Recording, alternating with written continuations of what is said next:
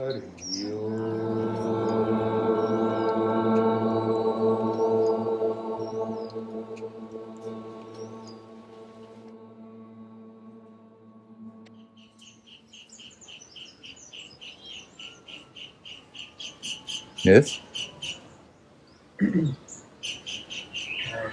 Maybe you could just talk from the thin line between acceptance and surrender and taking actions. The thin line between acceptance and surrender and taking action. Acceptance is surrender. Yeah. Right. The two. One is the packet, acceptance and surrender. Yeah. Right. And taking actions to change Right. life, whatever. Acceptance is not something weak. Acceptance doesn't mean, okay, I cannot do anything. Acceptance doesn't mean that you are a victim. Acceptance simply means acceptance.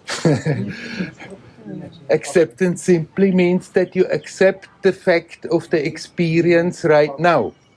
But then you are always free to bring your creative energy into it.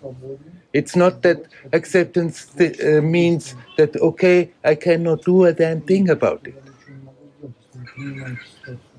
Every moment you can connect with your own resources and bring your own beauty and your own creativity constructively into the situation.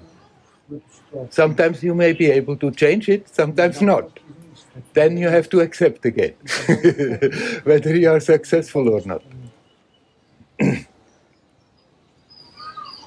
Acceptance doesn't prevent you at all from being active, from being creative.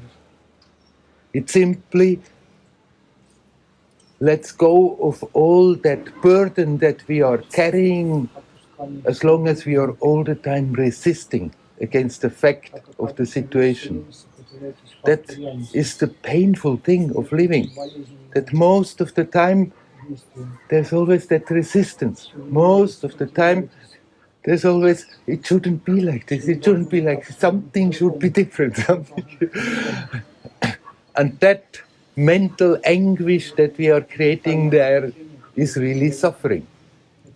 And if you learn to accept, then you stop suffering. Doesn't mean it's always pleasant. You want to come and sit here on the floor?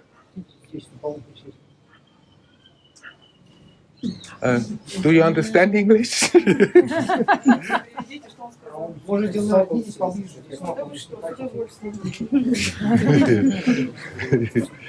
Я по-английски. Ну, вот совсем я, да. Просветлею сейчас с вами. You don't bite, no? You okay there? In the sun?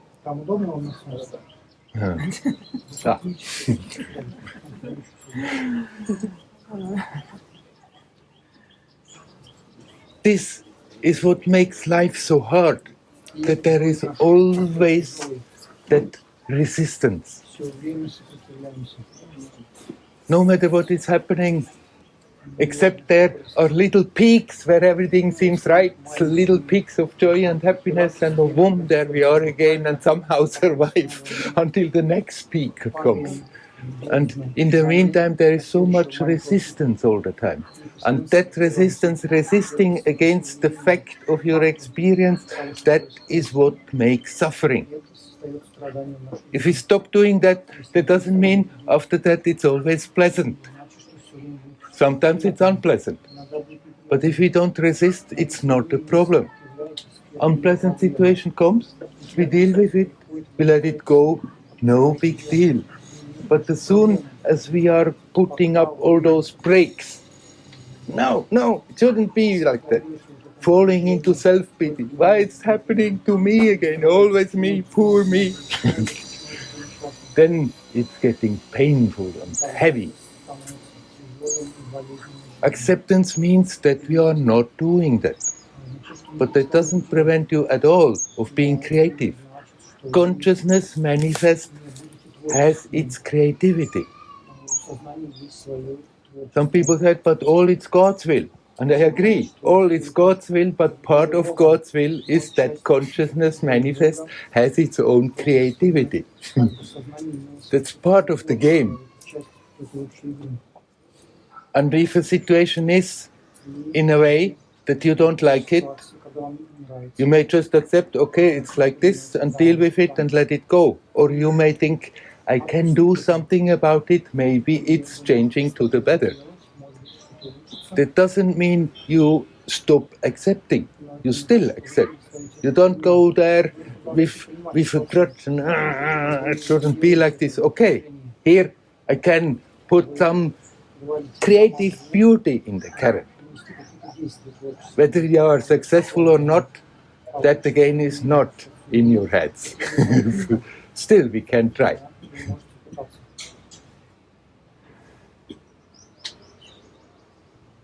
That the present moment happens as it happens. There are like influences coming from all directions, coming together that magically, bloop, manifest as this situation. And our creative input is just one of those influences. And sometimes, if we do something about it, it may just tip the scale and things change. And sometimes it may not.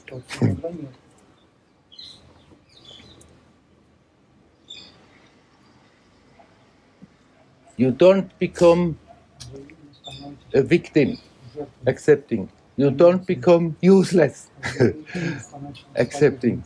In contrary, if we are not wasting our time, if we are not putting up those barriers all the time, then we have much more access to all that vital energy that is there to try to express it. And all your actions become an expression of your inner self. So there is absolutely no contradiction between accepting and being active, doing something about the situation.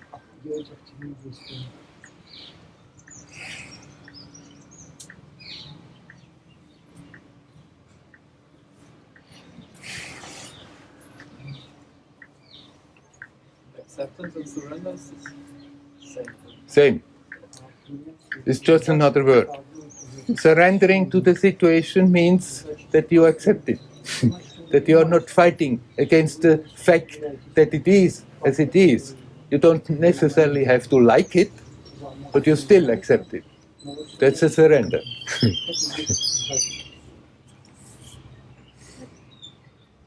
But what about motivation? When you accept everything as it is, then where is the motivation to do something and to apply this creative force? Then there is no this motivation.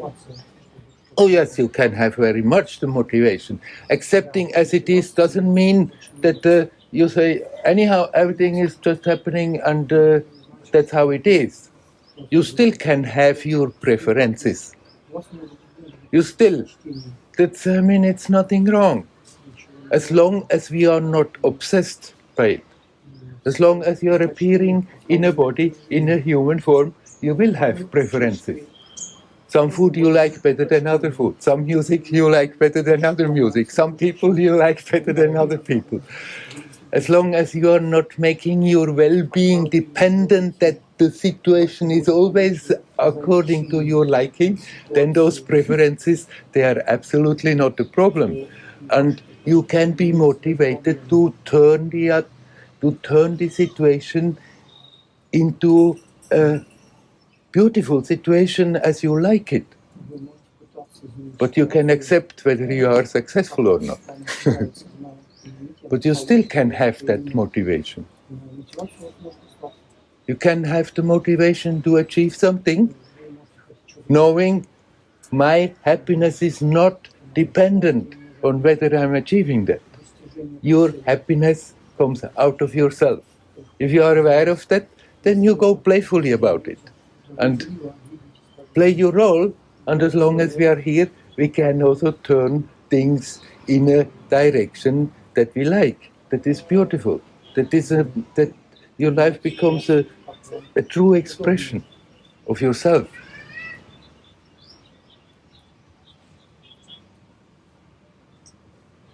When you look at the whole world and see how much pain and suffering it is, that in itself motivates just to do something about it. You may not be able to do something that won't even change, but still, everybody, every moment can do something about it. If you see what's happening, if you see how much pain is there, if you see how things are totally getting wrong in many places, we can get totally depressed. And all what we are doing there is adding more negativity into the current. Or we can see the pain, we can see what's going on, and at the same time connect with your own self and be aware there is something that is not affected by it. There is that essence, and part of that essence is joyousness. It's not something that we have to create. It's not that we have to arrange the circumstances and then we can be happy. It's simply naturally there. If we don't prevent it, we are aware of it. And if we see miserable circumstances, but at the same time are still capable of connecting with that joyousness, essence, then actually you are really doing something about the situation.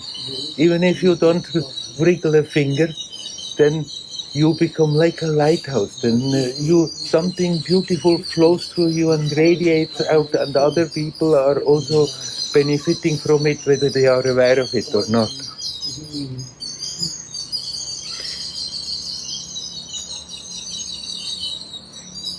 You said before you can put the situation in a special direction, but then it sounds for me that there is a doer. But I thought there is no doer, it's just all the appearance of the consciousness. The doer, not the doer. Huh? So there's such a fuss about, don't do anything, there is no doer. That I am the doer is a concept. That I am not the doer is another concept.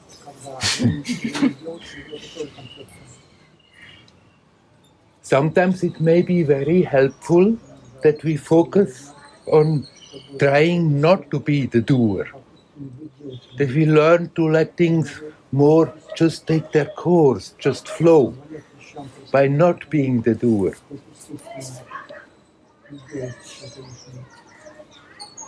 But it's just another idea. And if you have detached enough from that obsession with I am the doer, you can let go both of them.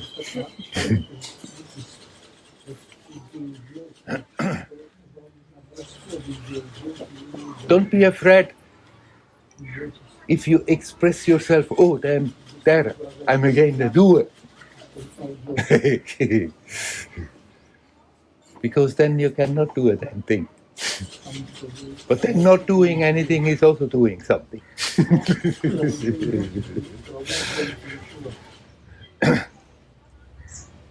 Somehow or other we have to spend the time. So we can as well be constructive. We can as well be in harmony with that inner beauty and express it as good as we can.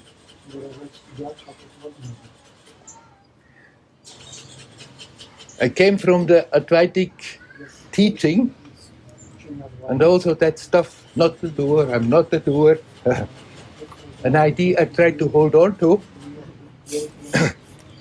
but then from moment to moment still that doer feeling was there.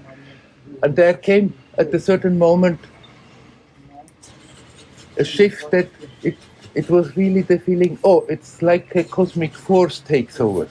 And then I'm not a doer really became an experience. But from the beginning, it was made clear to me, this is just a step. This is just a state. Don't get hooked up and think, this is now the end of the story. And eventually, that I am not a doer also disappeared, and at the end you simply don't raise the question anymore. It's not that you have a final answer about being the doer or not the doer. At a certain point, it simply doesn't make sense anymore. At the same time, you let things just take their course. You are in the flow. And at the same time, you can give your creative input into it. It's not a contradiction.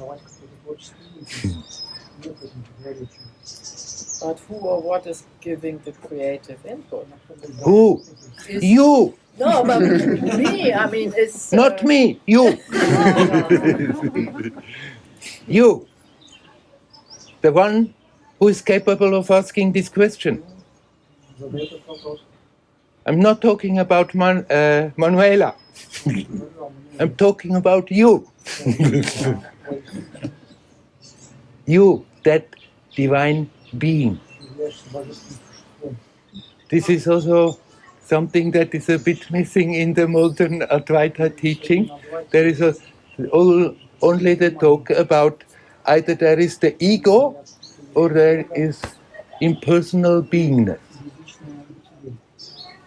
But there's something more. There is that all oneness,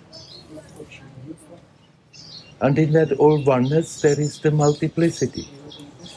That mystery of existence cannot be put in words like this, not even in saying all is one. It's just indicating something. It's an aspect. But in that all oneness there is also that multiplicity. There are myriads and myriads of centers of perception in that oneness. And there's absolutely nothing wrong with it. What is wrong is that we're creating a wall and feel that sense of separation. And then there we are usually in pain. You are all one, and in that all oneness, you are that special center of perception that has its own unique beauty. And that being is projecting into this time-space, into this matrix. And then that projection seems to take on its own existence. But that me feeling in that projection, that personality, is simply a reflection of what you really are. You are ever pure, that divine being, one with everything and yet unique. You are that essence, and the impulse comes from that essence.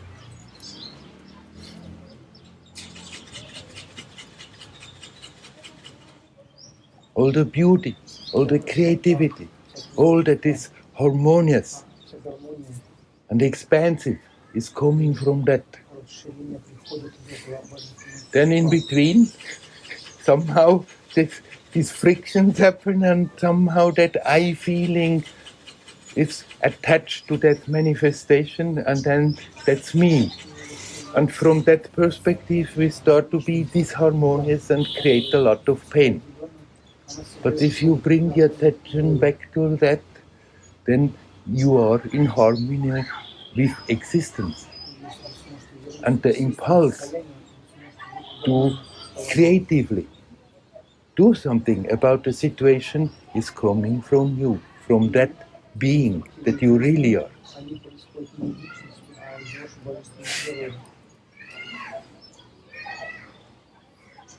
Manuela is just a role that you are playing.